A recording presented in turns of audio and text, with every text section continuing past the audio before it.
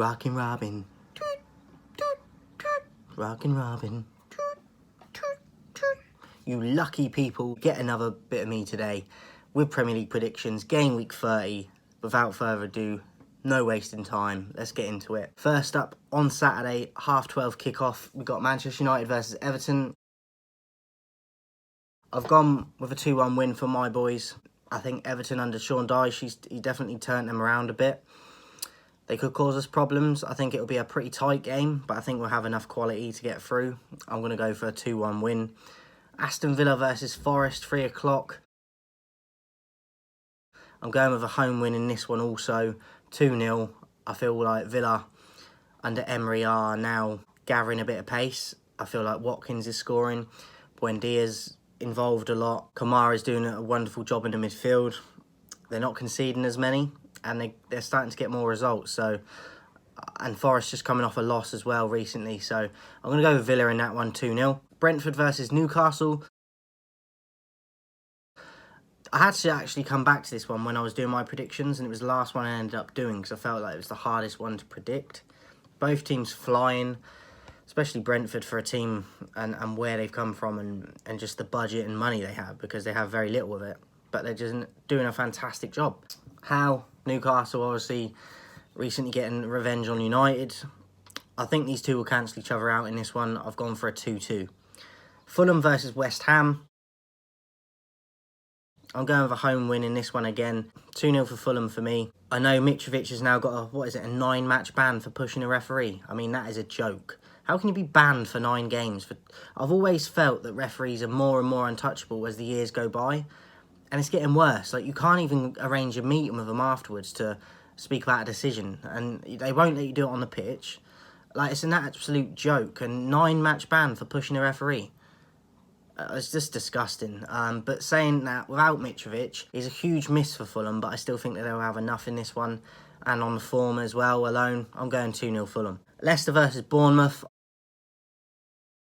I've gone with an away win in this one to Bournemouth. A narrow 1-0. I feel like Bournemouth have been one of them teams this season that they've shown up quite a lot, but they haven't necessarily got the results that they should all the time. But I feel against Leicester, Rodgers obviously leaving, it could be a shaky time for them, but they could have a new manager bounce as well. So I'm going to go with Bournemouth though, 1-0 away win. Tottenham versus Brighton.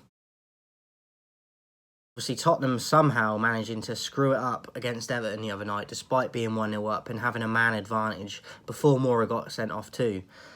I don't know how they threw that game away. I turned it over at about the 82nd minute to watch something else because I thought the game was done. But lo and behold, Tottenham bottle it and managed to F it up again. Brighton, brilliant team, brilliant scouting. Matoma, what a baller. That Ferguson looks like he's got a lot of potential. Solly March is just a veteran there and can chip in with the goals as well. And McAllister, like the list goes on. They're a great team. One of my favourites to watch. And I think that they will beat Tottenham. I'll go on with a 2-1 away win. Wolves versus Chelsea. I just watched Chelsea versus Liverpool. A lot of people were complaining about it last night, saying it was just a terrible game. I think we have this misconception in this country where if a game's 0-0, that it's not worth watching or watching highlights of, or not being a good game because there's no goals, and I don't think that is the case. I think it was more of an old-fashioned game. They've got a lot of rivalry and there's a lot of tension there, I feel like, when they play each other. It's hectic, it's chaotic. I think it's always a very good watch in terms of battling it out and fighting. It might not always be the highest level of football, but I don't think it's boring, and I don't get what people are getting at with that. 2-0 Wolves for me in this one. I feel like yesterday Chelsea were the better team. I think they were harshly cheated by the ref for the Havertz goal that didn't stand because it was a handball, but it hits the keeper and then quickly deflects and hits Havertz. He doesn't have time to get his hand out of the way. I think it was very harsh, and I think they were the better team over Liverpool last night and unlucky to not get 3 points. So saying that though, because they've been a bit up and down with Potter going recently as well, Bruno is in charge there. I remember him playing for Brighton before he retired. I just think it's a little bit early at the moment. They haven't settled. Potter's only just gone. They've only played 1 game under Bruno. They need to get to know him and his philosophy while he's in charge. And I think Lopetegui will take advantage of that. And they're at home, Wolves. So I've gone for 2-0 to Wolves in that one. Last one for Saturday then, we got Southampton versus Man City. I've gone with an away win in this one to City. I know Southampton are one of City's bogey teams over the last few years, which is an odd one because a lot of times Southampton are sort of mid to lower table and City are always up in the top three. But this is what is the beautiful thing about football. Like, any teams can trouble any team, like regardless of where they are in the table. And for some reason, Southampton seem to be one of them teams for City.